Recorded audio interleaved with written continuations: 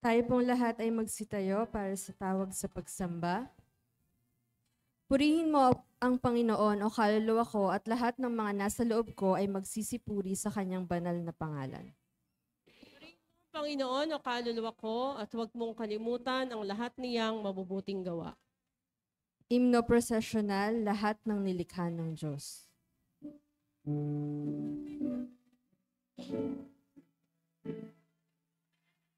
Lahat ng nilikha ng Diyos, tayo'y magpuri ng lubos. Alleluia, alleluia. Araw na may gintong sinag, buwang may pilak na liwanag. Siya'y purihin, siya'y purihin. Alleluia, alleluia, alleluia.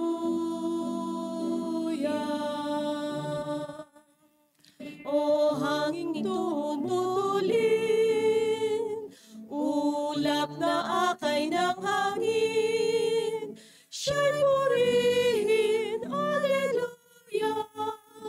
Umagang pagliliwayway, mga talang tumikinang, siya'y purihin, siya'y purihin.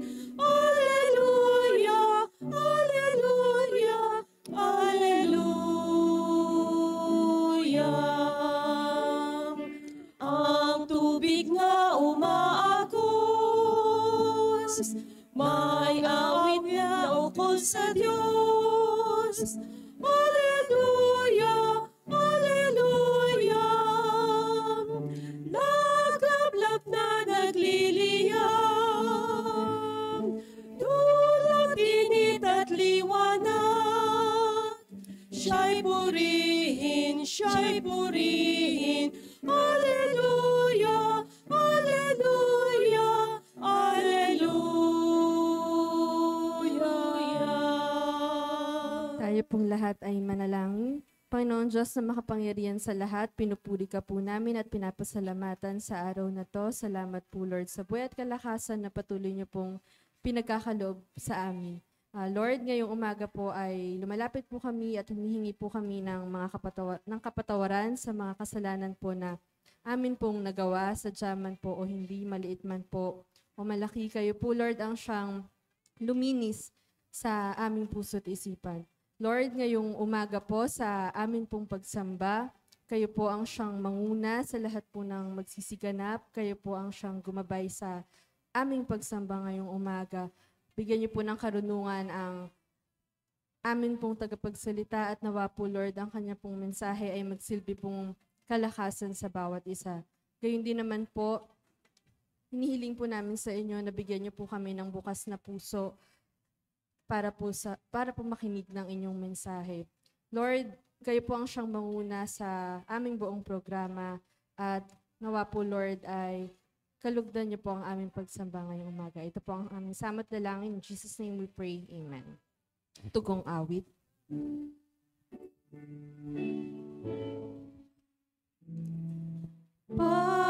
Pakinggan, O Diyos, ang hibig namin, kapayapaan mo'y nasa tanggapin.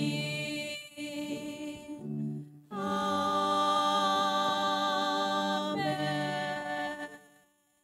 Ngayon naman po ay dadako tayo sa mga awit ng pagpupuri na pangungunahan po ng prayer and praise team. Muli po, isang mapagpalang umaga po sa ating lahat. Good morning! Buhay na buhay po ang lahat. Purihin po ang Panginoon na marahil. Doon po sa mga nagdaang araw, sa mga nagdaang buwan, ayan, makikita po natin yung nagkalagayan ng ating bansa. Kaya sa panahong ito, ay nasa panahon po tayo na pagpupuri sa pamagitan po ng mga panalangin awitin. Kaya Huwag po tayong matakot dahil ang kasama natin ay ang walang iba kundi ang ating Panginoon, ng ating Panginoon, Hari ng mga hari. Ang sabi po sa awit, di mangangamba, hindi matatakot. Yan. Kaya maging panatag po tayo ang ating kalooban sa pangalan ng ating Panginoon.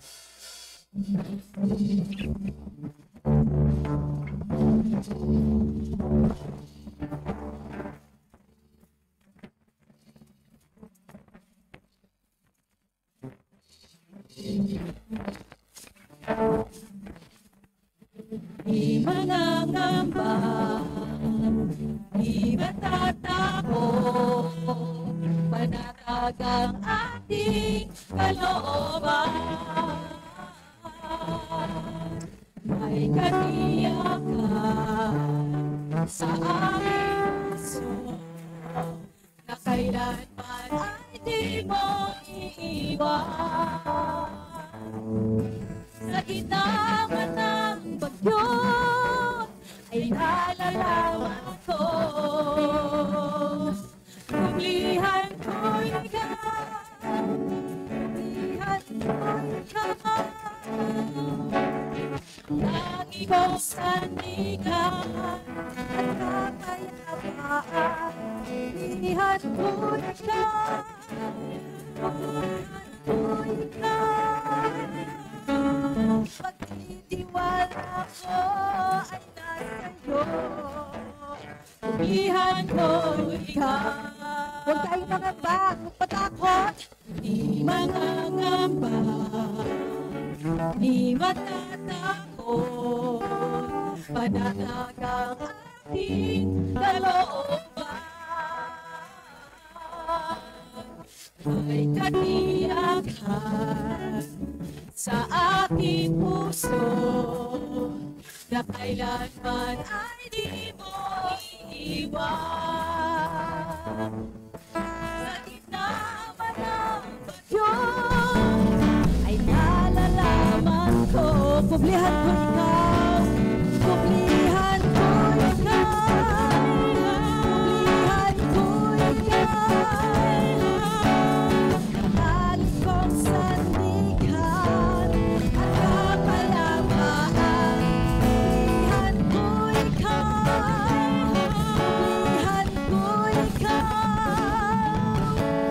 Pagtitiwala ko ay nasa'yo, kublihan ko ikaw, kublihan ko ikaw for the last time, kublihan ko ikaw, kublihan ko ikaw.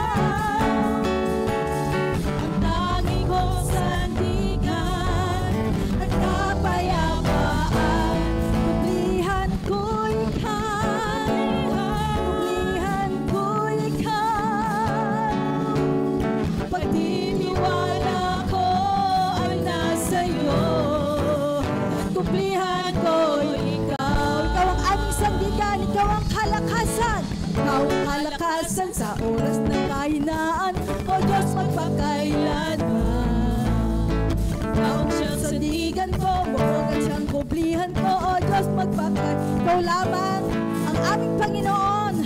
Ikaw lamang ang kailangan, pag-ibig mo'y walang hanggan, sapat ng iyong biyaya Sa bawat sandali, ikaw ang lahat sa akin. sabihin natin sa ating Diyos, ikaw ang kalakasan. Ikaw ang kalakasan sa oras ng kahinaan, O Diyos magpakailanman. Ikaw ang siyang sandigan ko, buong at ang kublihan ko, O Diyos magpakailanman.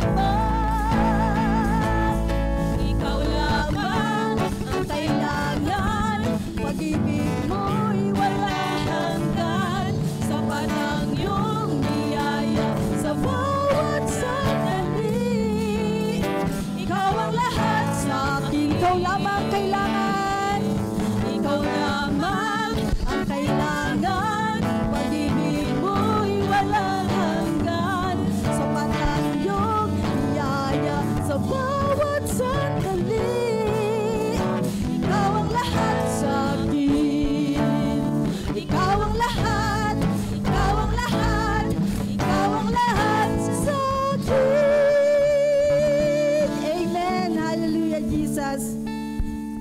na ikaw ay sapat, ikaw ang lahat sa amin.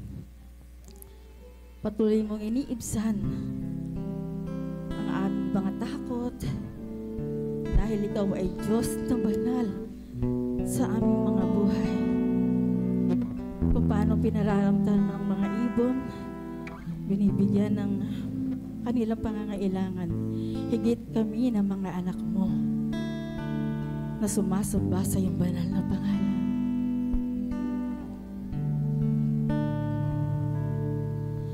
Sanlibong salinlahi sumasamba sa iyo, ang awit ng papuring walang hanggan.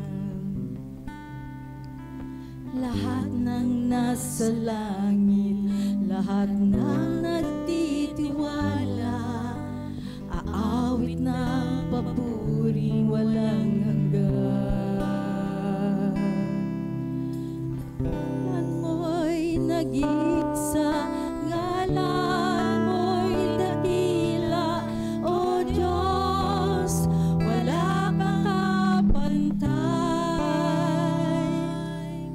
Lahat ng kaharian, lahat ng kapangyarihan, sa'yo'y wala nang papantay. Ang mga anghel nagpupuri, ang iyong nilikhay nagpupuri,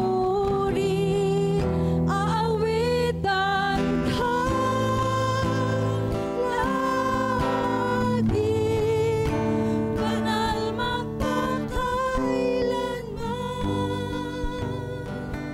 Kung tayo ay pinatawad ng Diyos, kung ika'y pinatawad, kung ikaw ay pinubos, umawi ng papuring walang hanggan. Kung ika'y pinalaya, kung ika'y pinalaya, kung hawak mo ang ngalan niya, umawi ng papuring walang hanggan. Awitan natin siya. Awitan siya ngayon at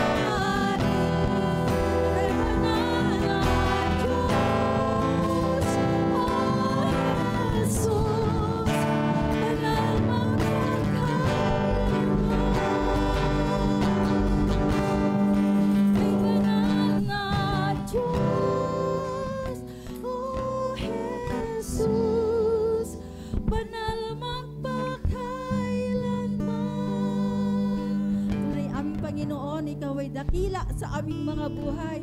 Diyos ay dakila. Halina't tumawid sa Kanya at makita ng lahat na Diyos ay dakila. Sabihin natin sa Panginoon, Ikaw ay dakila sa aming mga buhay. Diyos ay dakila. Halina't tumawid sa Kanya at makita ng lahat na Diyos ay dakila. Nag-iisa ka sa aming mga buhay, aming Panginoon. Nag-iisa alam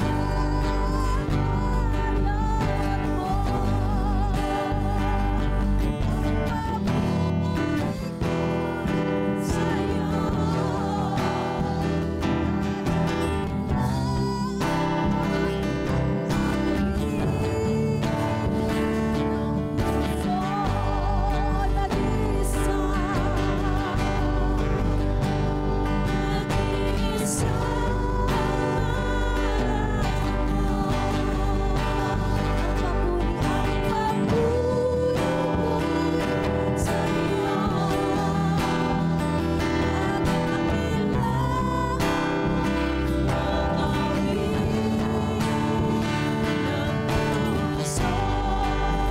Natin prayerfully, Diyos ay dakila. Diyos ay dakila. Halina't tumawid sa Kanya at makita ng lahat na Diyos ay dakila. For the last time, Diyos ay dakila. Diyos ay dakila. Halina't tumawid sa Kanya at makita ng lahat na Diyos ay dakila. Amen, aming Panginoon. Ikaw ay Diyos na dakila. Mula pa lamang noon hanggang ngayon. Salamat po aming Panginoon. Salamat po, O Diyos. Sa iyo po ang lahat ng kapurihan, ang lahat ng pasasalamat. Sa pangalan ng aming Panginoon at tagapagligtas na si Jesus. Amen. Muli po, palakpakan po natin ang ating Panginoon. Ngayon naman po ay dadako po tayo sa pagbasa ng tekstong batayan ng ating tagapagsalita.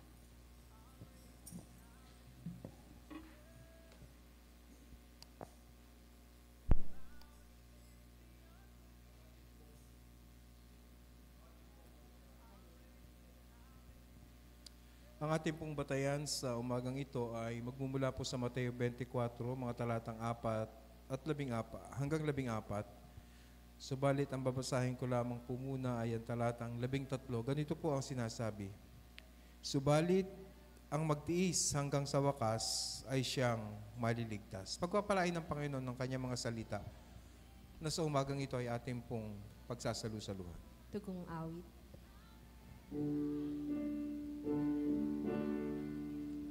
Diyos, samihatin ang pagkain, kaya ng hatiin sa pampangin, gawing ikalakas, O Diyos namin, kami po ay iyong pagpalain.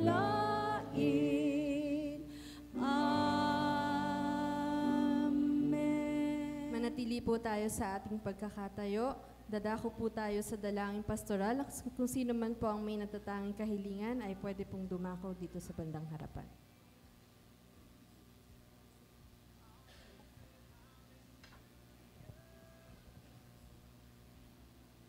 Sige po ang lahat ng may kahilingan sa ating Diyos. Inaanyayahan po sa harapan. Ang inyong paglapit ay pagkilala sa magagawa ng Diyos kung ano man ang inyong hinihiling sa Kanya. Tayo po ay manalangin. Aming Diyos, patuloy po kaming nagpupuri at nagpapasalamat sa kabila ng kasungitan ng panahon. Niloob mong kaming lahat ay narito ngayon upang ikaw ay awitan, ikaw ay pasalamatan at sa iyo ay patuloy naming idaing ang mga bagay na nasa aming puso't isipan. Sa kabila po ng aming pagiging iyong anak, dumaranas po kami ng mga pagsubok, dumaranas po kami ng sakit ng aming lupang katawan. Ito po'y natural sa klema ng panahon at kinikilala po namin ang iyong magagawa. Ikaw po ay hindi lamang namin tagapagligtas kundi amin pong dakilang manggagamot. Pinatunayan mo ito nung ikaw ay magministeryo.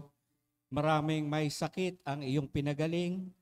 Maraming mga inaalihan ng masamang espiritu ang iyong pinalaya. Ikaw ay Diyos noon, ngayon at magpakailaman, hindi ka nagbabago. Kaya't ang mga kahilingan ng aming mga kapatid na ito, o meron mang kaming kapatid sa kanilang upuan na merong hinihiling sa iyo, Panginoon, alam mo po ang laman ng kanilang puso't isipan. Marahil ang iba ay may mahal sa buhay na nasa banig ng karamdaman, may mga na-opera, merong ooperahan. Ang iyo pong kapangyarihan ang inaasahan naming aalalay sa mga doktor, mga gamot na kanilang iniinom. Patuloy po itong maging kalakasan ng aming mga lupang katawan upang patuloy ka naming masamba sa espiritu at katotohanan. Naririto po ang iyong mga anak, ang mga senior sa kabila ng kanilang mga edad. Hindi po sila nag-aatubili na pumunta ng simbahan sapagkat alam nilang ang mga salita mo ay pagkain ng kanilang kaluluwa. Napapakain namin ang aming lupang katawan, subalit ang pagkain ng aming kaluluwa ay ang mga salita mo na ngayong umaga ay ihahatid sa amin ng aming Pastor Benji. Salamat po sa kanilang pagkilala sa iyo at bigyan mo sila ng assurance na ikaw ay tumutugon. Mararamdaman nila ito sa kanilang puso't isipan. Salamat po. Ito po ang aming dalangin sa pangalan ng iyong anak na si Jesus. Amen. Dumayo kayo sa inyong upuan at taglay ang pangako ng Diyos at ang Diyos ay tumutugon. Maaari na pong magsiupo ang kapulungan at pakinggan po natin ang mga kabalitaan at pasasalamat na pangungunahan po ng Pangulo ng Programa, Predicator Sally Felician. Magandang umaga po sa ating lahat. Nais po natin na i-welcome ang ating mga kapatid.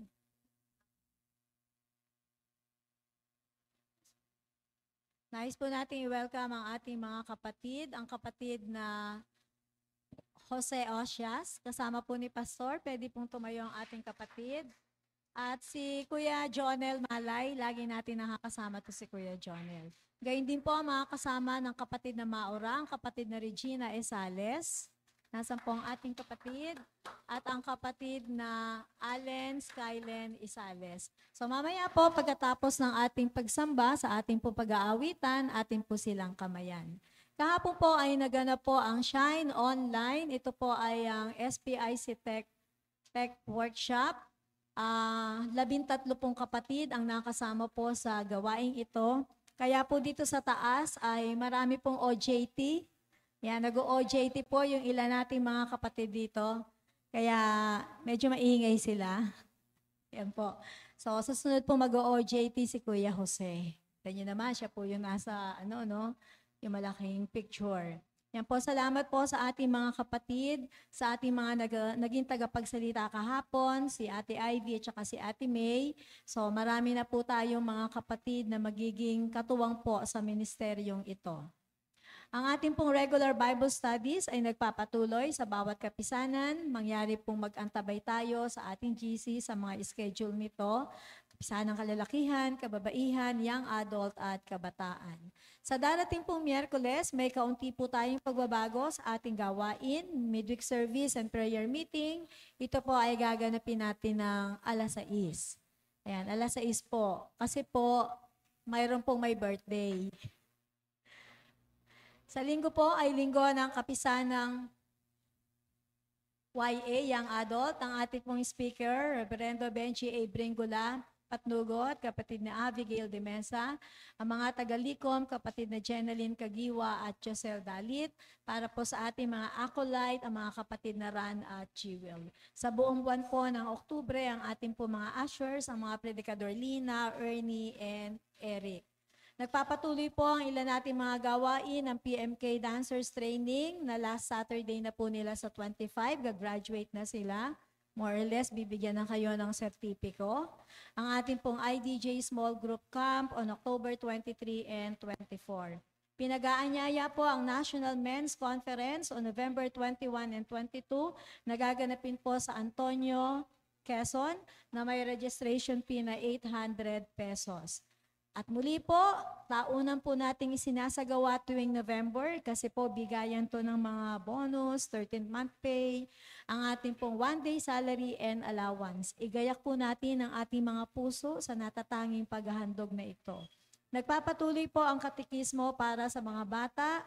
Ito po ay ginaganap tuwing 1:45 hanggang 2:45 p.m. tuwing araw ng linggo sa pangunguna po ng ating diakonisa. At ang kanila pong graduation ay on December 7, 2025.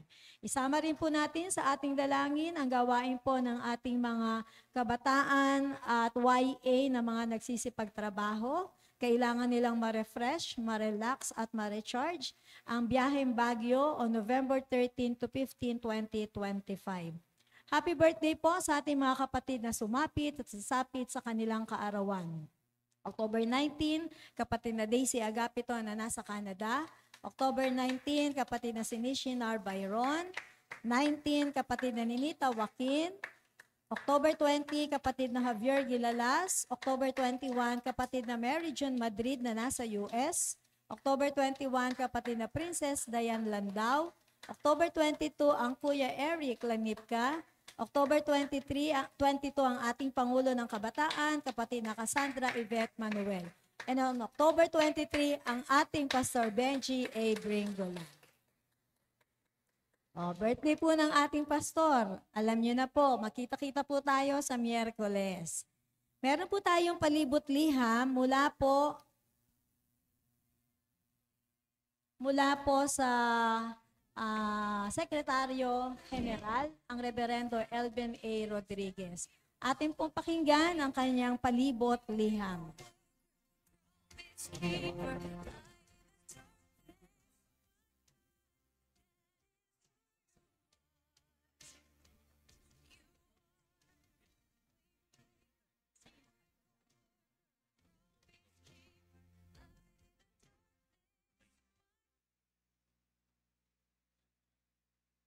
ng bansa sa Cebu, La Union at Davao Oriental na naging sanhi sa pagkasira ng maraming istruktura at pagkasawi ng ilang buhay.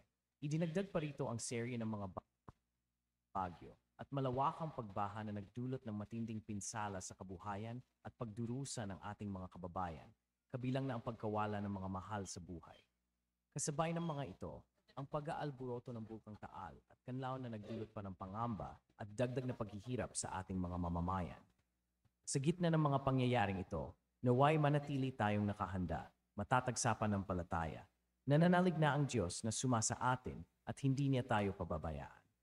Kaugnay nito, may mga paghahanda na kailangan nating maisagawa. Ito po, ano po ang ating dapat gawin bago ang lindol? Una, maghanda ng go bag ayon sa panawagan ng mga local government units. Taas nga po ang kamay ng may go bag na. Ayan po, nakalagay po yan sa, ano po yan, no? Yung hindi nakatago. Naka-display lang yan, nandun lang sa labas ng ating bahay. Kaya nga, go bag. Ito ay maaari maglaman ng mga sumusunod: flashlight, tubig, pagkain, first aid kit, whistle, face mask, mga mahalagang dokumento at iba pang mga bagay na sa inyong palagay ay maaari ninyong kailanganin sa panahon ng lindol at pagkatapos nito. Letter B, makilahok sa mga earthquake drills na isinasagawa at seryosohin ang paggawa nito. Letter C, manatiling kalmado, huwag magpanik. Letter D, lumayo sa mga bintana, cabinet at bagay na maaaring mahulog mula sa kanilang kinalalagyan. Letter E, kung nasa loob ng gumagalaw na sasakyan, ihinto at itabi ang sasakyan at lumabas mula dito. Huwag dumaan sa tulay o overpass pagkatapos ng pagyanig. Kung nasa loob ng bahay o gusali, magtago sa ilalim ng mesa at humawak na mabuti dito. Letter G, alamin ang mga exit routes sa mga gusaling tinitiran o pinagtatrabahuhan. Letter H, kung nasa labas, pumunta sa maluwag na lugar na malayo sa mga puno at mga poste at pader. Ano ang dapat gawin pagkatapos ng lindol? Kapag huminto na ang pagyanig, lumabas ang pinakamabilis at ligtas na daan at pumunta sa isang open area. Maging alerto sa mga aftershocks o mga kasunod na pagyanig. Suriin ang iyong sarili, pamilya at iba pa kung may sugat o injuries. Magbigay ng paunang lunas kung kinakailangan. Panatilihing magkaroon ng kaalaman, makinig sa mga balita mula sa kinauukulan. Dahil dito, ipinamamanik namin na makapagsagawa ng mabilisang earthquake drills ang bawat distrito na pangungunahan ng Pangulo ng pangkat ng dagliang tulong at pangkat ng kalusugan at kawanggawa. Magkaisa po tayo sa pagdalangin sa Panginoon upang tayo ay kanyang patnubayan at gabayan sa iba't ibang kalamidad na nararanasan natin. Maraming salamat po. Pagpalain po tayo ng ating Panginoon, inyo kay Kristo, Reverend L. Ben V. Rodriguez, Sekretaryo General, at sa kabatiran ng ating Superintendente General, Obispo Noel M. Agbiog. Kaugnay po nito, tayo po ay saglit na manahimik, kanya-kanya po tayong dumalangin, mag-usal po tayo ng maikling panalangin para po sa bagay na ito na marahil ay ating pinapangambahan sakali po na ating pumaranasan ang sinasabing the big one. Sige po, tayo po ay sama-samang manalangin.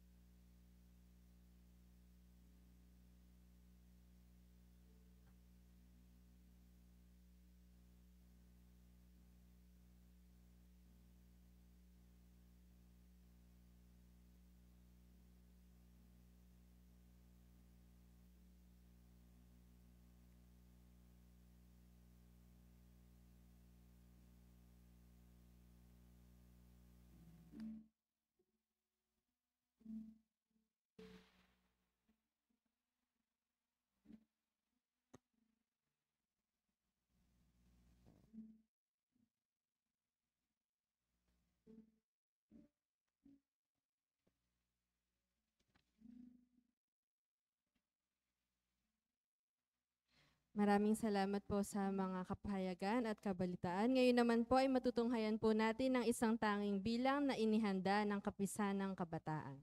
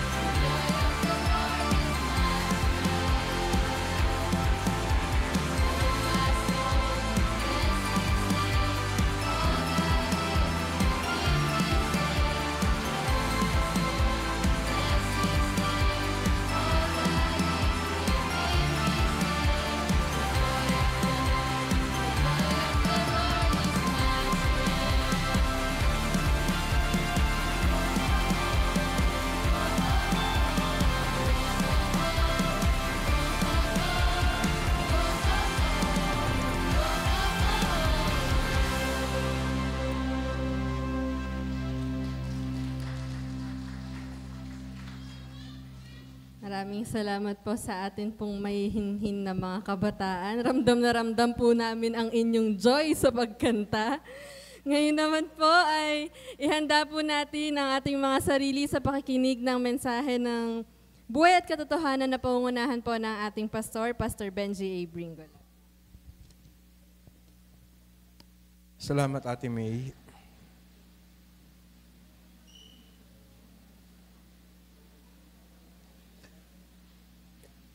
Hindi po sana ako pupunta kasi masama pakiramdam ko.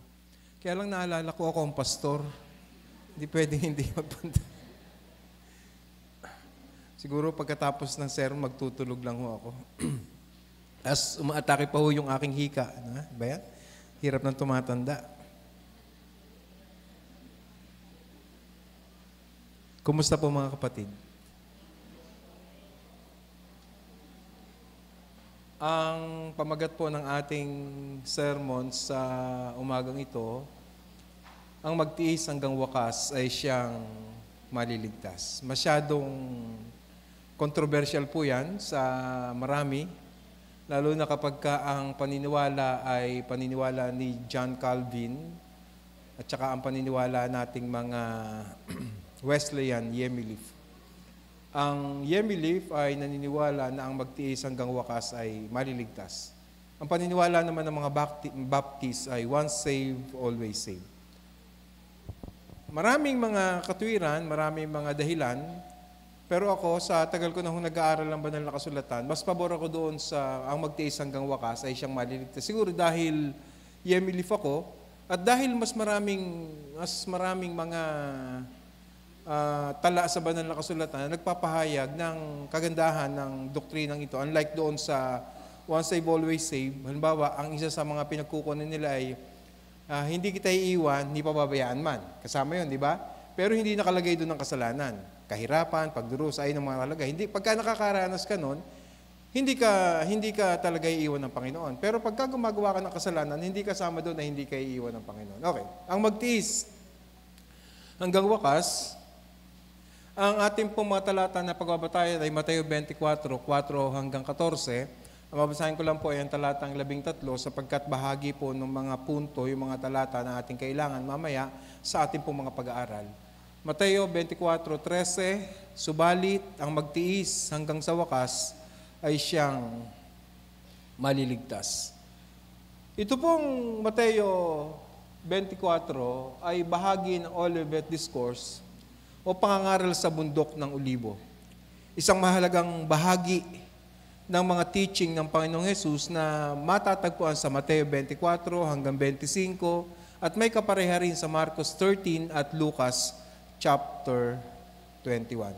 Ito po yung isang pagkakataon ng ang mga alagad, nakaharap sila sa templo sa Jerusalem, ay nagtanong sa ating Panginoon Kristo mula po doon sa talatang 3, ang sabi, nasa bundok ng mga Olibo si Jesus, samantalang siya ay nakaupo roon, palihim siyang tinanong ng kanyang mga alagad, kailan po ba mangyayari ang mga bagay na ito? Ano po ang magiging palatandaan ng inyong muling pagparito at ng katapusan ng mundo? Meron pong dalawang sagot ang ating Panginoong Kristo pagka po yan ang ating pinag-usapan. Ang sagot po ng ating Panginoong Jesus dyan ay prophetic at eschatological na may dalawang antas ng katuparan. Ito po yung pahayag ni Jesus bilang propeta, prophetic, ibig sabihin, tungkol sa mga darating na mangyayari sa panahon. At kapag pinag-usapan yung eschatological, ito po yung study about last things, kung ano yung mangyayari doon po sa mga huling panahon. So, ang babala ng Panginoong Jesus ay nung kanyang kausap ang mga alagad, ay hindi lamang para sa mga alagad na kanyang kaharap ng mga panahong yon, kundi paalala para sa lahat ng mananampalataya, kasama tayo. Sa lahat ng mananampalataya, sa lahat ng panahon, na ang daan sa pagsunod kay Kristo ay puno ng pagsubok. Kasi hindi naman sinabi ng Panginoon na hindi tayo makakaranas ng pagsubok sa buhay. Pero ang pangako ng Panginoon, kung tayo ay makasusunod, makapagtitiis sa Kanya, hindi niya tayo iiwan ni pababayaan man. So yung pong prophetic at saka yung eschatology, meron pong kaakibat na pangako ang Panginoon dyan na ang dulo ay kaligtasan. Yung pong salitang ginamit ng Panginoon, yung pong pangyayari doon po sa binanggit ng Panginoon, yung pong unang katuparan na nangyari doon sa Olivet Discourse na yan, nung gibay ng templo noong AD 70, nang wasaki ng mga Romano ang templo sa Jerusalem. At yung huli niyan, yung eschatology, yung huling katuparan sa panahon ng kanyang muling pagparito, yung pong second coming. Kaya nga kung babalikan natin ang ilang bahagi ng talata na tingnan ninyo aralin natin. Sabi diyan, kailan po ba mangyayari ang mga bagay na ito? Ano po ang magiging palatandaan ng inyong muling pagparito at katapusan ng mundo? So napakalaki ng diferensya sa teaching ng rapture, yung paniniwala nating second coming. Kasi ang Panginoon, pag bumalik dito sa lupa, katapusan na ng daigdig. Huhukuman niya na yung lahat ng tao, hindi katulad doon sa paniniwala ng mga rapturist, na pupunta si Jesus, maghihintay si Eric, kukunin daw yung mga mananampalataya, tapos aakyat. Actually, mali. Pag tinignan natin yung historical background kung bakit sinabi yung pagbaba ni Jesus, sasalubungin siya ng mga mananampalataya at kasama silang bababa dito sa lupa. Hindi yung teaching na aakyat sa langit. Malayo ang walang, kaya dapat sa pag-aaral ng banal na kasulatan, tinitingnan natin yung mga, kaya sa seminary, itinuturo din yung pag-aaral ng mga salita. Hindi ko nabasa natin kung ano yung nakasulat sa banal. Yun lang ang literal na kahulugan. Kinakailangan, tingnan mo, may exegesis ka, hindi yung ICGCs. Palagay ko si Joy alam na yan sa mga seminars na dalawa niya sa EML. Pagka ICGCs kasi, nagkakaroon ka ng sarili mong interpretasyon. Pero pagka ang ginamit mo exegesis, titingnan mo yung mga salita, historical background, yung titingnan mo rin kung ano yung original na pagkakagamit ng mga salita na binabanggit sa banal na kasulatan. Kaya yung mga salita ni Jesus ay mayroon pong dual fulfillment, isa sa kasaysayan nangyari noong AD 70 at isa sa hinaharap, eschatology, doon po sa end times. Yung pong prophetic at saka eschatological. So, nangyari na yung una, dahil meron siyang dual fulfillment, meron pa tayong isang hinahantay na mangyayari. Alam ko po, tayong lahat ay nakakaramdam ng mga fear. Lalo na doon sa mga lindol na nangyari. Alam nyo, hindi ko lang nakaka-copy yung, meron isang picture doon na everyday may lindol sa iba't ibang panig ng daigdig. Hindi lang natin alam at hindi lang ganun kalalakas. Pero everyday, every minute, every seconds, merong lindol na nangyayari sa buong mundo. At iyan ay bahagi ng ating mga pag-aaral sa umagang ito. Sa Mateo 24:13 sabi, subalit, ang magtiis hanggang wakas ay siyang maliligtas. Okay. Yung po salitang ginamit ni Jesus na magtiis, hindi ko na po babanggitin yung mga Greek ay nangangahulugang manatiling matatag sa gitna ng matinding pagsubok. Manatiling matatag, ibig sabihin, huwag umurong, magpakatatag sa ilalim ng bigat ng pagsubok. Kasi bahagi naman talaga ng buhay natin na tayo ay susubukin sa ating buhay na ito. Walang mga character sa banal na kasulatan na hindi nakaranas ng mabibigat na pagsubok sa buhay. For example, si Job, ala siyang kasalanan na nagkita lang ang Panginoon at saka si Satanas. Ang sabi ng Panginoong Diyos, nakita mo ba yung lingkod kong si Satanas? Kaya mo lang naman kaya naman nagiging matapat sa iyan kasi pinagpapala mo. So, ang sabi, subukin mo, pero hindi mismo ang Diyos ang sumubok ka. Binigyan lang siya ng karapatan na sumubok. Pero sabi, huwag mong kukunin yung kaniyang buhay. Ibig sabihin, gusto ko lang ipakita sa inyo, tayong lahat sa buhay na ito ay talagang nakakaranas ng pagsubok sa buhay. Walang tao na hindi dumaranas o daranas ng pagsubok sa buhay na ito. Ito ay aktibong pananampalataya. Hindi pagsuko o takot o panlilinlang, kundi pananatili sa katotohanan ng salita ng Panginoon o sa katotohanan ng ebanghelyo ng ating Panginoong Hesukristo. Kahapon po sa aming Bible study, nagtanong ako, ano ba yung nararamdaman nyo kapag may mga balita ng lindol? So, iba't iba yung mga reaksyon. May natatakot, hindi raw sila natatakot sa pagbabalik ng Panginoon, pero natatakot sila sa mangyayari. Medyo ako naguluhan doon. Ako ang naguluhan doon. Kasi mangyayari talaga ang lahat ng iyan. Ang layunin ni Jesus dito sa kanyang mga babala na ito, ang layunin ni Jesus dito po sa Matthew 24 ay hindi upang takutin ang mga alagad. Hindi niya gustong takutin yung mga alagad na kaharap niya, kundi ihanda sila na maging matatag sa mga darating na pagsubok.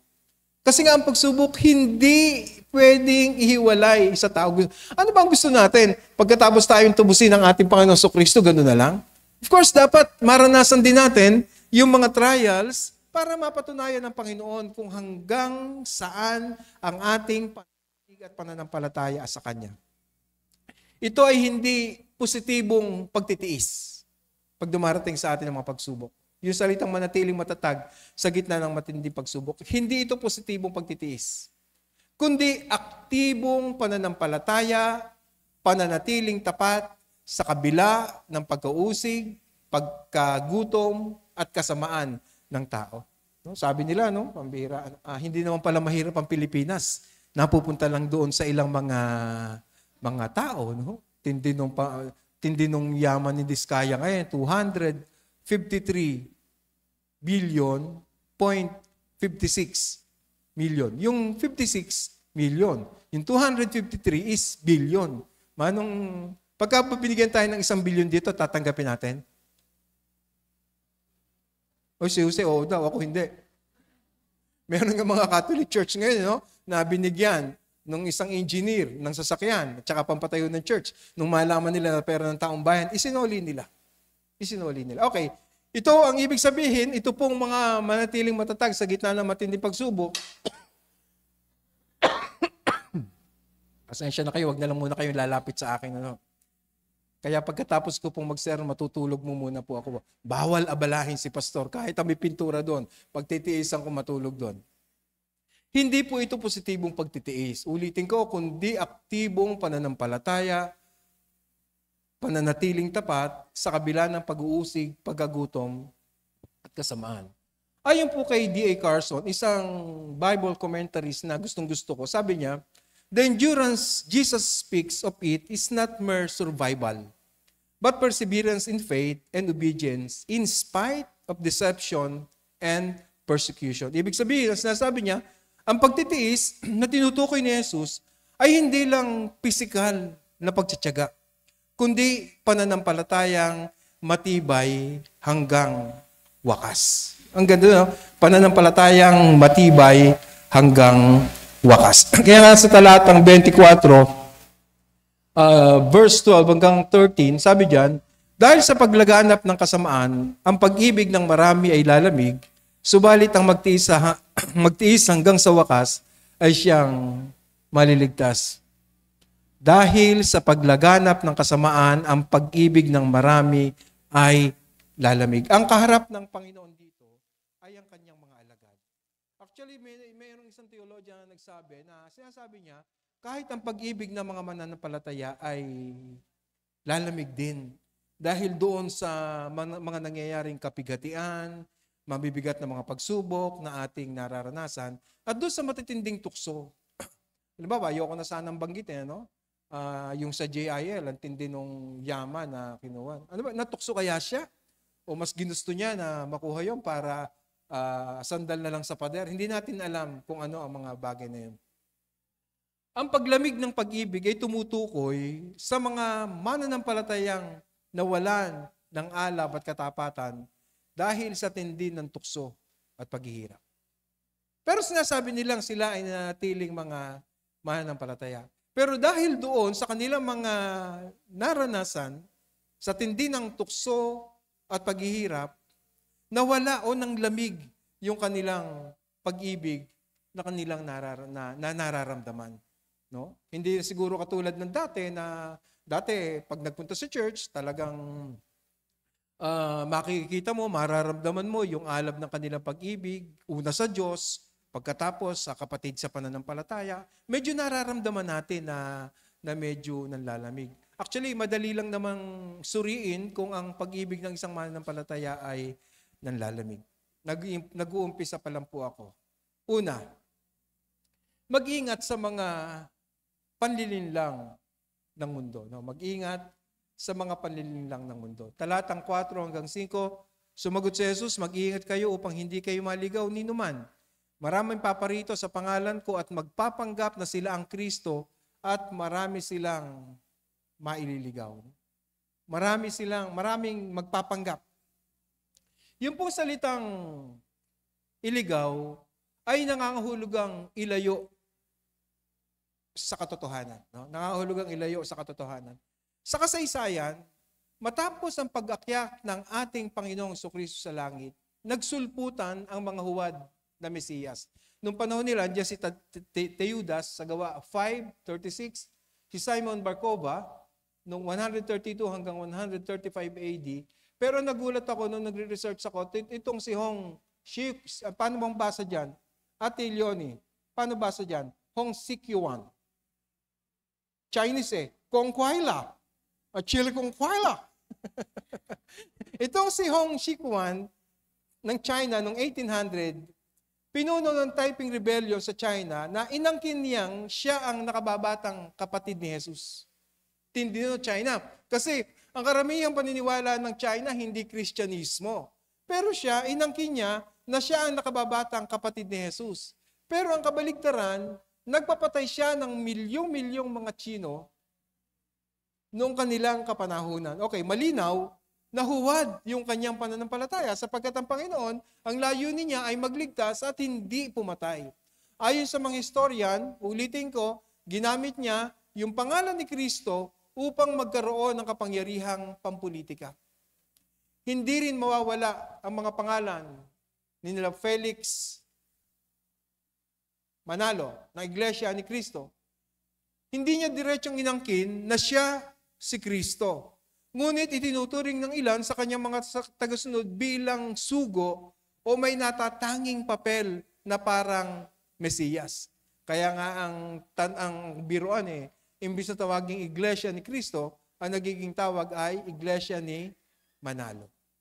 So kasi yung teaching niya sa likod ng kanilang mga paniniwala. Hindi rin po pwedeng alisin si Apollo Kibuloy ng Kingdom of Jesus Christ. Ito, matindi. Tahas ang inangkin niya na siya ang appointed Son of God and the honor of the world. Di ba? Hindi raw maliligtas ang isang tao kapag wala siyang pirma. Nasaan siya ngayon? Nakakulong. At gusto ng Amerika, nadali na siya sa Amerika para doon na siya hatulan. Itinuturing silang modernong halimbawa ng mga false Christ sa panahon natin ngayon. Na binabalaan ni Jesucristo sa ganitong mga klase ng paniniwala na tayo ay dapat na hindi sumusunod sa ganitong klase ng paniniwala. Sabi ni Darrell Book, sabi niya, ang mga huwad na Kristo ay laging gumagaya sa katotohanan, ngunit ang bunga ng kanilang gawain ay kalituhan at hindi kabanalan. Magpasa hanggang ngayon, patuloy pa rin ang ganitong panlilinlang ng mga anyo ng mga kulto, heretical, na ang turo, isa dito, yung tinatawag nating prosperity gospel. No? Nakakatakot yun. No? Yung, halimbawa, yung sa Roman Catholic Church, yung naglaladlad ng panyo, si El Shaddai, no? Tapos si Mike Velarde, no? Kitang-kita natin yung prosperity gospel. Sabi nung kaibigan kong doktor sa Caloocan, sabi niya, pre, alam mo pagka dumarating yan, yung grupo ni Mike Velarde, yung perang galing sa offering na ibinababa sa van, sako-sako.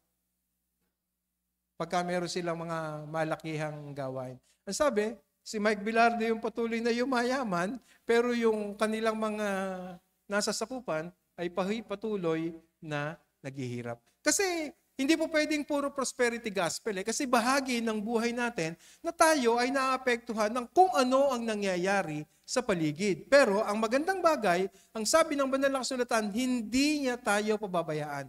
Diba sabi, walang anak ng Diyos ang namamalimos. At least kakain siya 3 beses sa loob ng isang araw. Pagka nga biru-biruan sa IBC, si Junel Junel, ayan. Hindi lang 3 beses kumain yan. Kasi love na mga parent doon yan. Pagka nagdala ng pagkain, pati siya meron.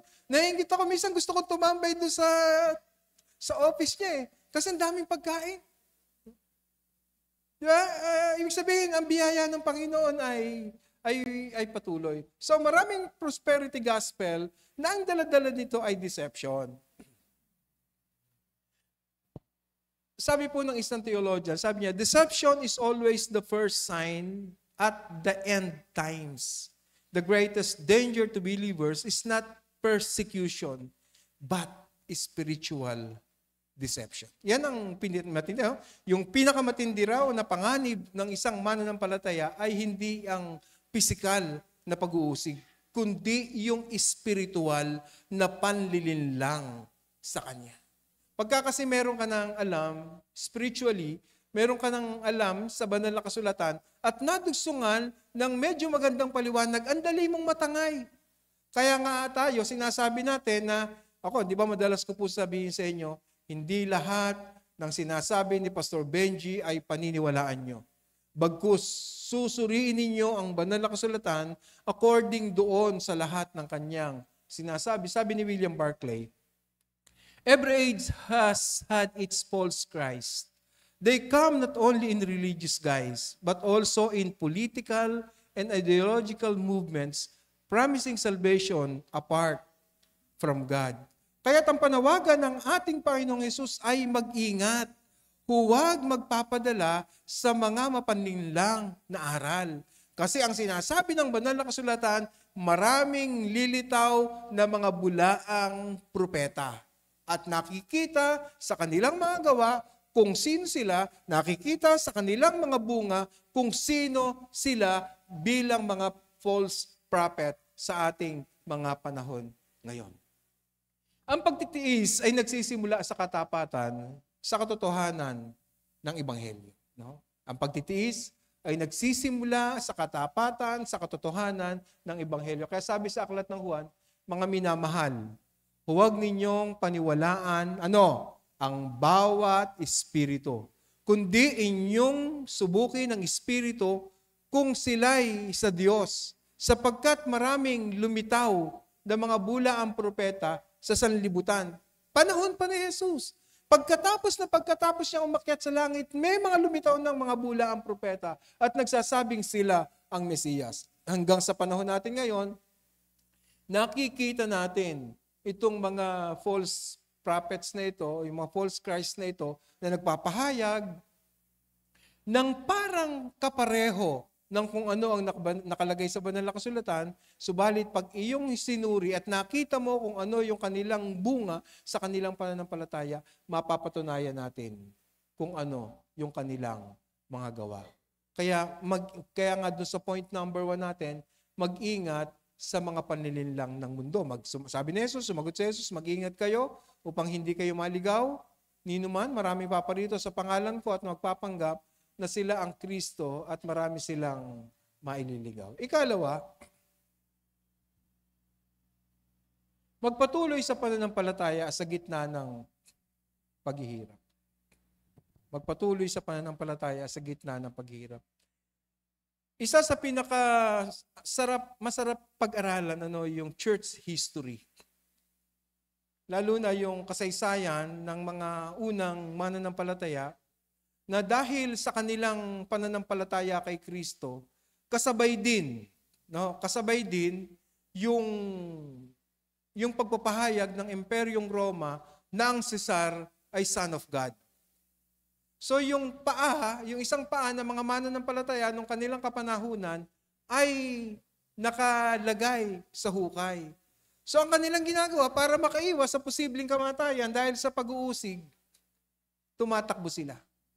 Umaalis sila, nangalat sila. Pero sa kabila ng pangalat na ito, nagpatuloy sila sa pananampalataya sa gitna ng kanilang mga nagiging karanasan. Kaya nga, yung pong nakalagay sa Mateo na ang mananampalataya ay ilaw ng sanlibutan. Literally, ginawa sa mga unang mananampalataya na ang mga unang mananampalataya ay tinatali sa poste at sinisilaban, ginagawa silang mga ilaw. Pero sa kabila ng iyon, patuloy nilang ipinapahayag ang salita ng Diyos. Na ito rin ang panawagan sa atin na sinabing magpatuloy sa pananampalataya sa gitna ng paghihirap. Sa mga talatang 6, 7, at 8, ganito po ang sinasabi. makakarinig kayo ng mga labanan at makababalita ng mga digmaan sa iba't ibang dako. Ngunit huwag kayong mabahala dahil talagang mangyayari ang mga iyon. Bagamat hindi pa yon ang katapusan ng mundo. Yung digmaan, no? Hindi natin talagang laging meron. No? Ewan ko kung tapos na yung sa Russia at saka sa Ukraine. Tapos na ba yon, May? Yung digmaan sa Russia at saka sa Ukraine. Hindi pa, no? Nagpapatuloy. Yung labanan sa kung saan-saang bansa. Kasama sa buhay natin yan. Actually, ang isa sa tinitingnan ng mga theologians, kung ano yung nangyayari sa Israel at kung ano yung nangyayari sa paligid ng Israel, para doon sa muling pagparito o muling pagbabalik ng ating Panginoon Kristo. Talatang 7. Sabi diyan, maglalaban-laban ang mga bansa at gayon din ang mga kaharian. Magkakaroon ng tagutom at lilindol sa maraming lugar. Yung lindol talagang, di ba, nangyayari. Biblical. Hindi naman hula lang eh, no? Talagang mangyayari, bahagi ng ating buhay. Ang lahat ng mga ito ay pasimula pa lamang ng paghihirap tulad ng isang babaeng nanganganak. Pag pinagbubulay-bulayan ko yung verse 8 na yan, sabi niya, ang lahat ng ito ay pasimula pa lamang ng mga paghihirap na tulad ng isang babaeng nanganganak. Ang mga digmaan, gutom, no? Ang mga digmaan, gutom at lindol, ay tinawag ni Jesus na simula pa lang ng kapighatian. Ibig sabihin, yung lahat ng mga nababalitaan natin, yung lahat ng nangyayari na yan, ay pasimula pa lamang ng mga paghihirap. Natatakot po ba kayo mga kapatid? Hindi tayo natatakot. Kasi mangyayari lahat eh. Hindi natin kayang pigilan yan. Prophetic yan, propesya yan ng ating Panginoong Kristo na kanyang binabanggit sa kanyang mga alagad. Na binabanggit niya ang lahat ng mga ito, yung lindol, tagutom, etc., etc., ay pasimula pa lamang ng paghihirap na tulad ng isang babaeng nanganganak. Yung pong salitang kapighatian ay ginagamit sa panganganak na nangangahulugang paunang sakit bago ang bagong buhay. Di ba ang hirap manganak, no?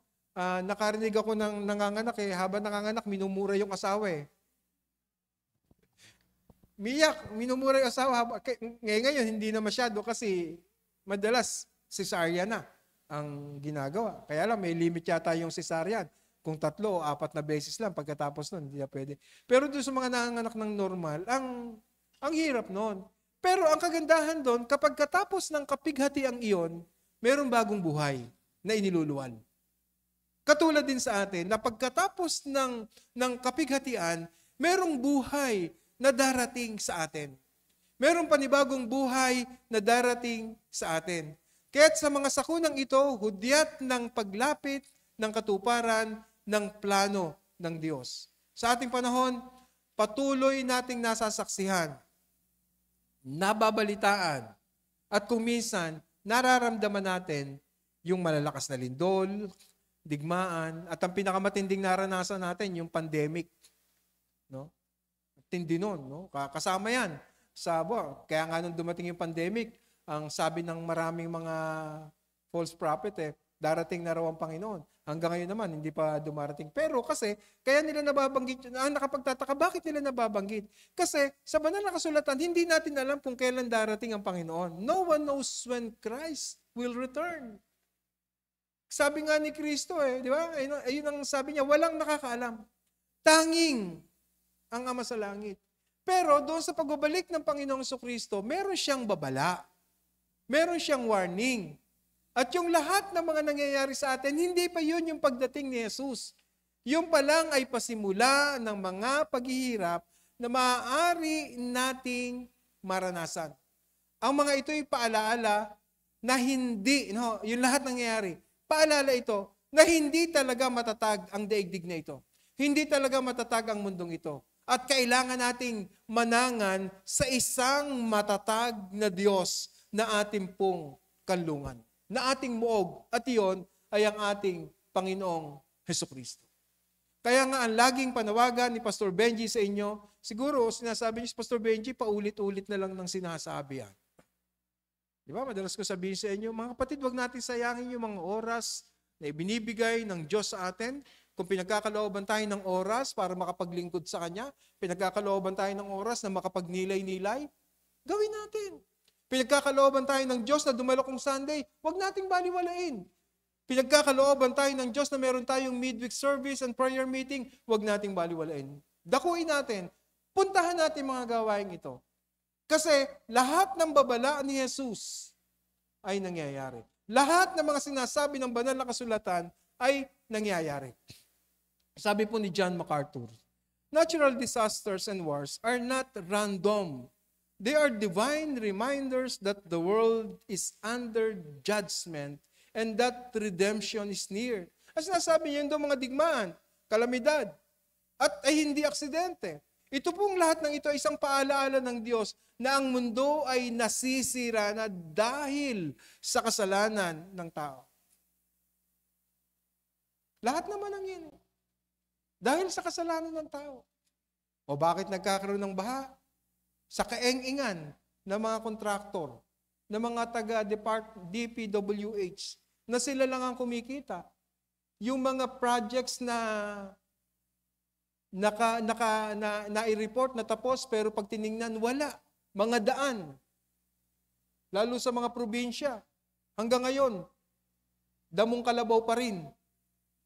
O daang kalabaw pa rin yung naroon. Pero mga tapos ng mga proyekto ang inire-report nila.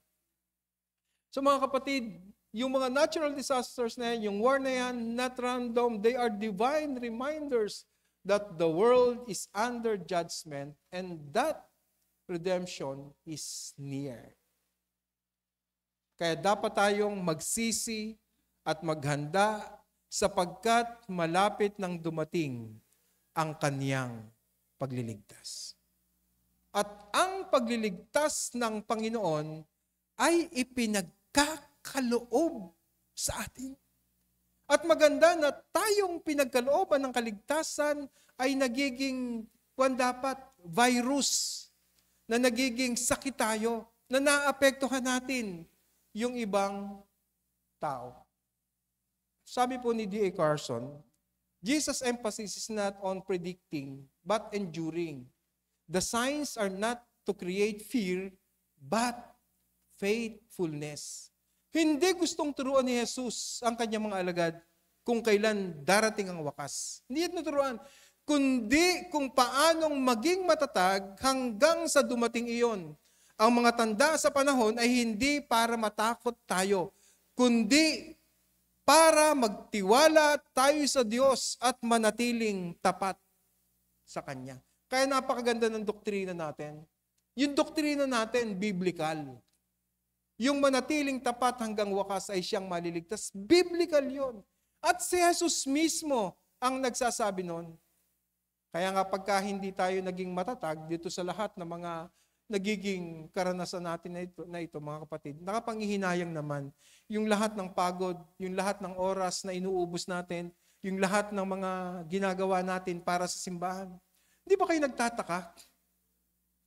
Sa dinami-dami ng tao sa sanlibutan ito, na mga kapitbahay ninyo, kayo ang tinawag ng Panginoon.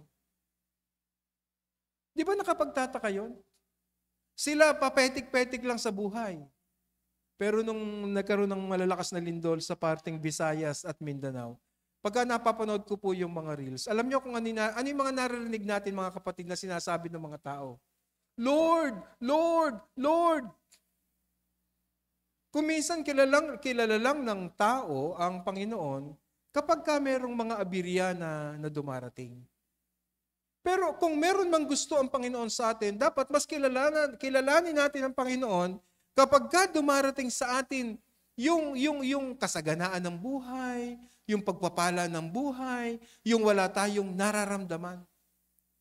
Mas lalo dapat tayo nagiging malapit sa Panginoon. Para kung dumarating man tayo doon sa mga panahon ng ating mga buhay, na tayo ay nagkakaroon ng mga karamdaman, ng mga pagsubok sa buhay, lalo tayong lumalalim sa pananampalataya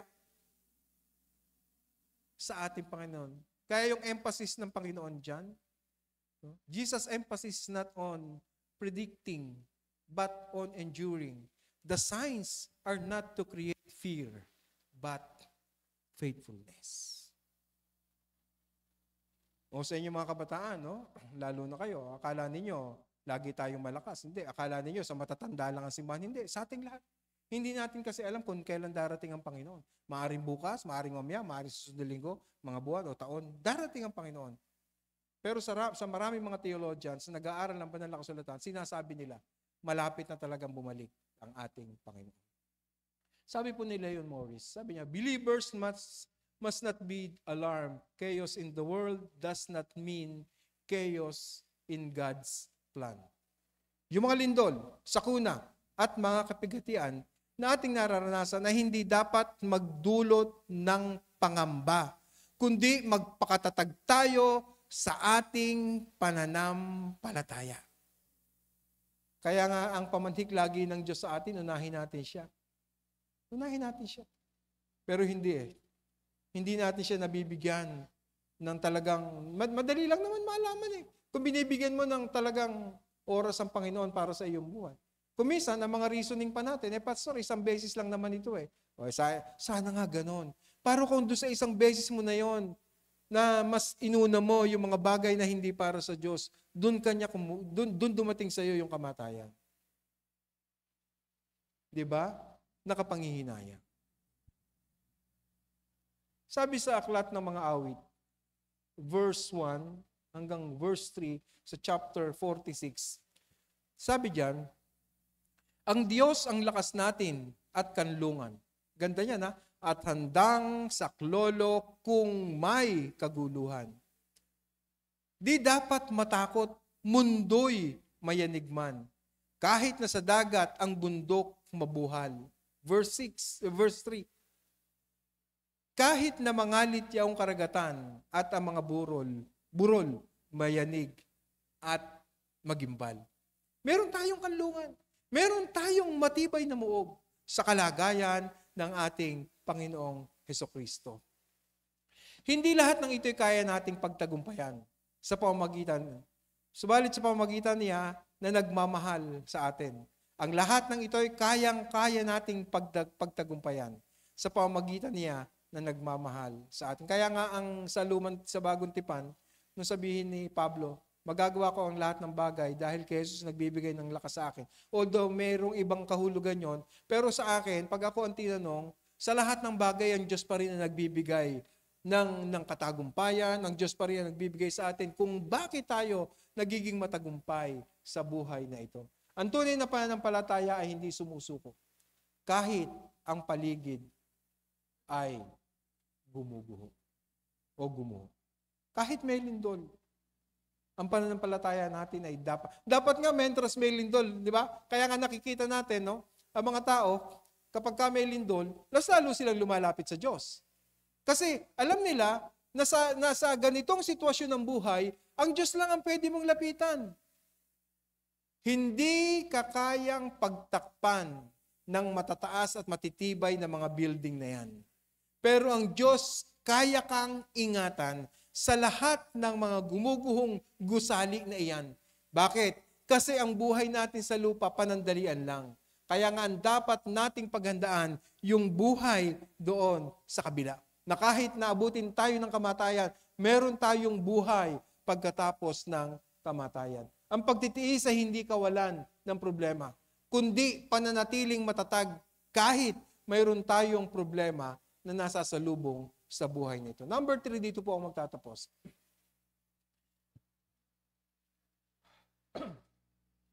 Magpatuloy sa pagpapahayag ng Ebanghelyo hanggang wakas. Mga talatang 11, 12, 13 at 14, sabi po dyan, marami ang magpapanggap na propeta at ililigaw ang mga tao. Lalaganap ang kasamaan, kaya't manlalamig ang pag-ibig ng marami. Ngunit ang manatiling tapat hanggang wakas ang siyang maliligtas. Ipapangaral sa buong sanlibutan ang magandang balitang ito tungkol sa kaharian ng Diyos upang magsilbing patutuo sa lahat ng mga bansa at saka, darating ang wakas. Ayon po sa pagtatala mga kapatid, 87% ng tao sa buong daigdig narinig na ang salita ng Diyos. Yun sinasabi dyan. So, konting porsyento na lang. Ang sabi dyan, ipapangaral sa buong sanlibutan ng magandang balitang ito tungkol sa kaharian ng Diyos upang magsilbing patotoo sa lahat ng mga bansa at saka darating ang wakas. Ibig sabihin, pagka naikalat na ang mabuting balita ng kaligtasan, ayan na. Darating na ang ating Panginoon. Ang magandang balita tungkol sa kaharian ay tumutukoy sa paghahari ng Diyos sa puso ng mga mananampalataya. Kaya ang tungkulin natin bilang mga alagad ay ipalaganap ito hanggang sa wakas. Ipalaganap natin ang kanyang mga salita. Sa kabila ng pag-uusig at kaguluhan, hindi dapat napipigilan ang pagpapalaganap ng Ebanghelyo. Ang sarap nga nun ng mga kapatid, pagka merong sakuna, napupuno yung simbahan. Ang sarap mangaral. Pero ang malaking problema, pagkatapos ng linggo na yon, na wala ng lindol, wala ng trahedya, balik back to normal. So ganun lang pinaglalaroan ng tao yung salita ng Diyos. Pero ano ang sabi? Dapat ipinagpapatuloy natin ang pagpapahayag ng salita ng Diyos. Hindi man natin kayang sabihin ng word for word yung kanyang word of God, pero dapat nakikita sa mga buhay natin na tayo ay binago ng salita ng Panginoon. Sabi diyan, ang magandang balita tungkol sa kaharian ay tumutukoy sa paghahari ng Diyos sa puso ng mga mananampalataya. No? Ang magandang balita tungkol sa kaharian ay tumutukoy sa paghahari ng Diyos sa puso ng mga mananampalataya. Sa kabila ng pag-uusig at kaguluhan, hindi dapat napipigilan ang paglaganap ng ibang helyo. Sabi ni R.T. France, sabi niya, the gospel must go out into all nations before the end. The missions of the church is not suspended by tribulation, but is strengthened through it. No? Dapat hindi siya napipigilan ng tribulasyon, ng kaguluhan, ng mga pagsubok sa buhay na ito. Kundi dapat bagkus lumalakas lalo ito upang marinig ng sangkatauhan ang kanyang mga salita. Sabi ni Craig Keener, the church, the gospel spread is not optional in God's plan. It is the very sign that history is moving towards its completion. Kaya ang dami nung talagang nagpapahayag ng salita ng Panginoon at ang layunin ng mga mananampalataya dito, makumpleto, mapahayagan ang lahat ng salita ng Panginoon. Sabi pa ni John Stott,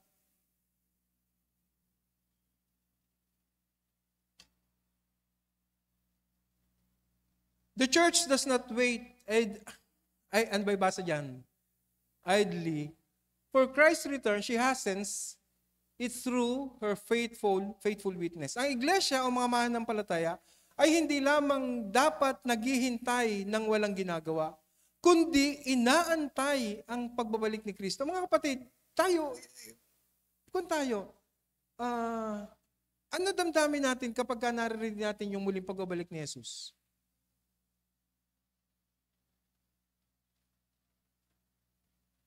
Natatakot kayo?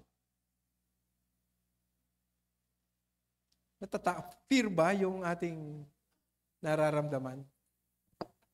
Hello? Hi? Parang ayaw niyo ako sagutin ha. Diba? Kasi iyan na talaga yun, sa tanda ng sanlibutan. No?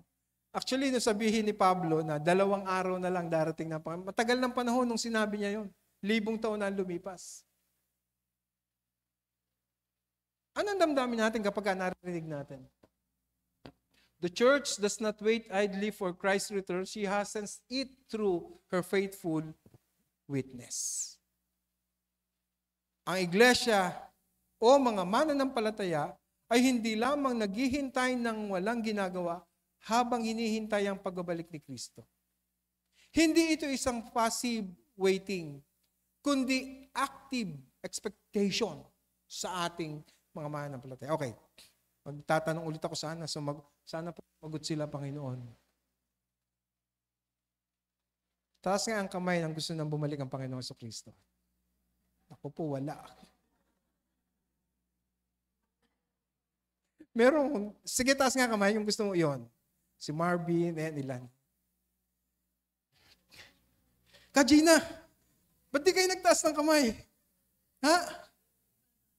Parang meron po bang pilay yung hindi na? Ano ba ang natin bilang mga mananampalataya? Gusto na ba natin bumalik si Jesus? Siguro si Michelle Pastor, bata pa yung anak ko, mas pupunta nga sa langit yan eh. Takot tayo. Sige, natatakot po tayo. Hindi po, pero ayaw nating itaas yung kamay natin doon sa gusto mo. Mga kapatid, hindi po natin kayang pigilin ang mga bagay niya. Kaya nga, ang lagi kong pamanhik sa inyo, huwag nating binabaliwala ang laging panawagan ng Panginoong Diyos sa atin na tuparin natin yung mga utos niya sa atin. Tuparin natin yung mga utos niya sa atin sapagkat ito lang ang pupwede natin gawin upang magkaroon ng tunay na kapayapaan ang isang Kristiyano. Sa Filipos 1:6, ang mabuting gawa na pinasimulan ng Diyos sa inyo ay kanyang tatapusin hanggang sa araw ni Kristo Jesus. Ang mga tanda ng panahon ay maaaring magdulot ng takot. Naiintindihan ko po yan. Ang mga tanda ng panahon ay maaaring magdulot ng takot, ngunit sa mata ng pananampalataya, ito'y paalaala ng pag-asa sa kanyang pagbabalik. Ang magtatagumpay ay hindi ang pinakamalakas o pinakamatalino, kundi yaong matapat at matyagang sumusunod hanggang wakas. Yan yung sinasabi ng banal na kasulatan. Kaya huwag tayong magsawa sa paggawa ng mabuti. Pagdating ng takdang panahon, tayo mag-aani kung hindi tayo magsasawa. Pero kung pagsasawaan natin, doon magkakaroon tayo ng problema. Tandaan natin, ang magtiis hanggang wakas ay siyang maliligtas. Mga kapatid, aminin natin sa Panginoon na natatakot tayo. At pagkatapos nating aminin sa Panginoon, humingi tayo ng tulong sa Kanya. At sabihin natin sa Kanya, Panginoon, tulungan po niyo ako sa akin pong mga takot na ito. Natural sa atin bilang tawang matakot, pero mga kapatid, tandaan natin, ang tanging kanlungan natin ay ang ating Panginoong Sukristo na mula sa langit, isinugo ng Ama, ipinako sa krus para tubusin tayo sa ating mga pagkakasala. At ang pamanhik niya sa atin, pagtiisan natin lahat ng mga pagsubok na dumarating sa buhay na ito sapagkat ang sino mang magtitiis hanggang wakas ay siyang maliligtas. Pagpalain po tayo ng Panginoon. Magandang umaga po sa inyong lahat. Maraming salamat po sa isang mabiyayang mensahe. Ngayon naman po ay dadako po tayo sa paglikom ng mga ikapo, pangako. Nalilikumin ni kapatid na Erlinda Kagiwa at Jem Feliciano kasabay ng pagdadala ng tanging handog para sa Solomon's Builder.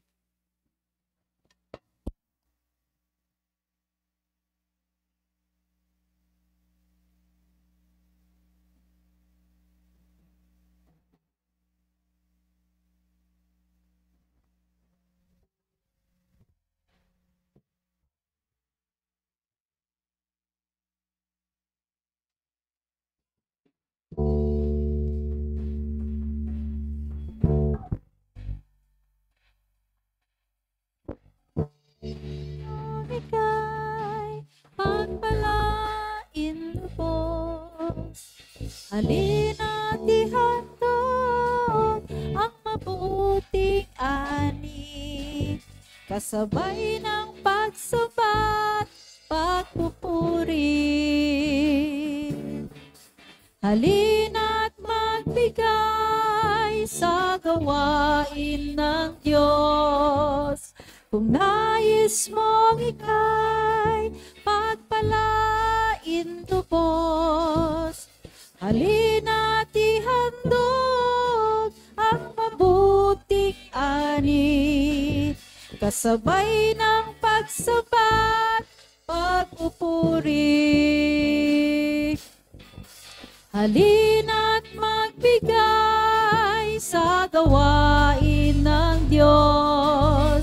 Kung nais mong ika'y pagpalain lubos, halina't ihandog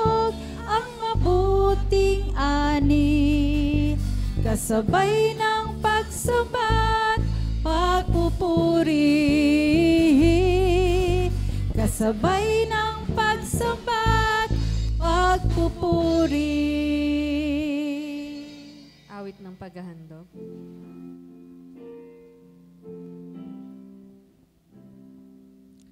Ama, tanggap yaring handog ng pusong may loob. Pagpalain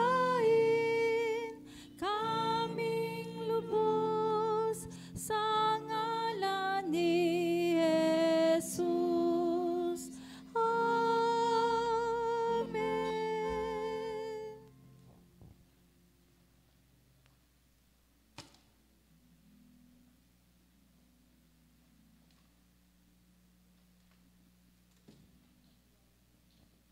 Inaanyayahan po sa dakong harapan ng mga kapatid po nating may mga natatanging pasasalamat para po sa dalangin ng pasasalamat at basbas, kasabay ng pag-awit ng mabuhay, mabuhay.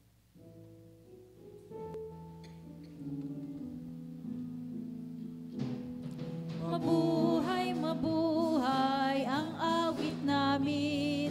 Masaya ang pusong dumadalangin sa Diyos Ama na lubhang maawain.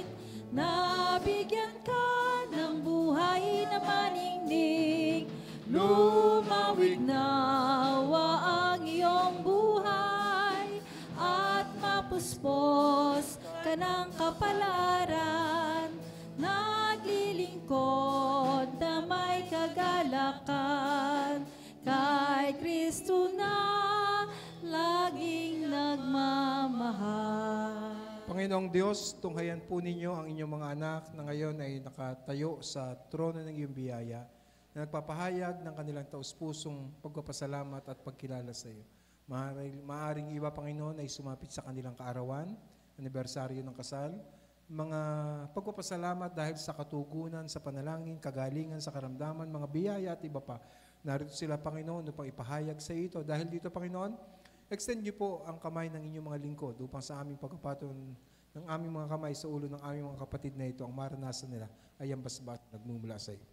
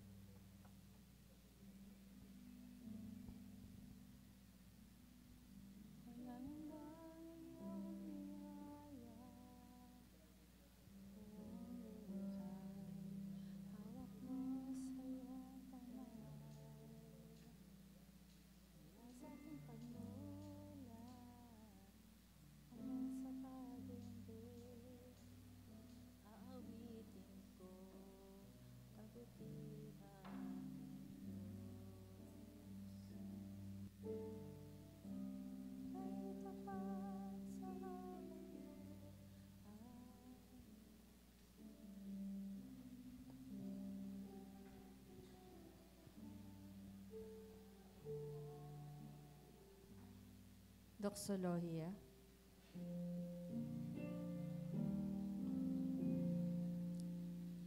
Palatiit papurihan ang Ama, Anak na mahal, at ang Espiritong banal ng tanang mga nilalang. Amen. Tanggapin natin mga kapatid ang mayamang pag-ibig ng Diyos sa mga langit, ang patuloy na pagliligtas at pagpapagaling ng ating Panginoong Hesukristo, ang pakikipisan at pang-aaliw ng diwang banal, ang patuloy nating maranasan ngayon at magpakailanman. Amen at Amen.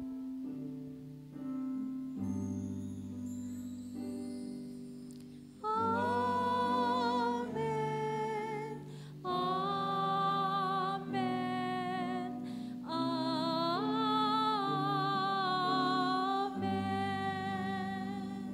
Awitin po natin hymno recessional bilang 330, Shalom.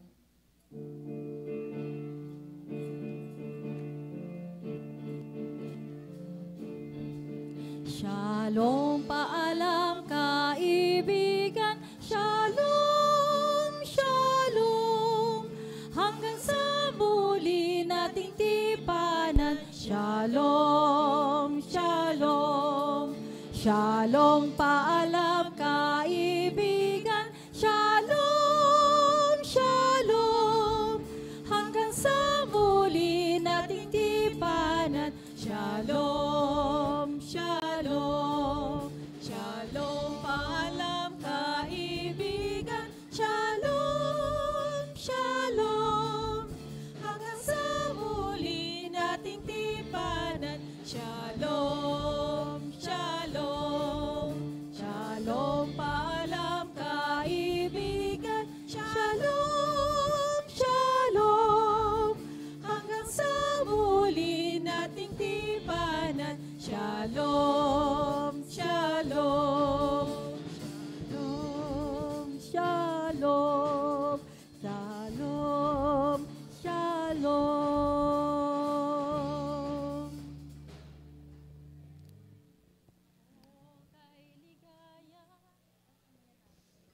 Tayo pong lahat ay magbatian at magkamayan. Yung mga bagong kapatiran po natin, at ating mga bisita ay atin pong kamayan, ipadama ang ating pag-ibig. Kaya na muling makita ka sa araw ng pagsamba.